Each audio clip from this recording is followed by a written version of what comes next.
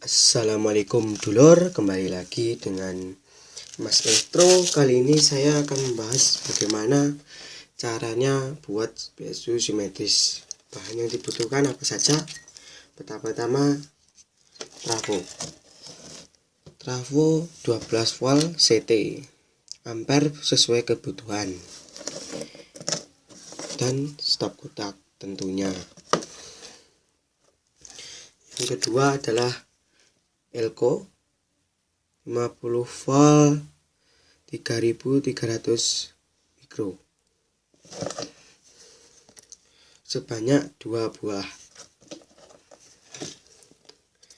Yang ketiga dioda 2 ampere yang disusun seperti ini, sebanyak 4 buah yang disusun seperti ini. Alat yang dibutuhkan tentunya adalah timah dan solder dan kabel secukupnya. Mari kita buat.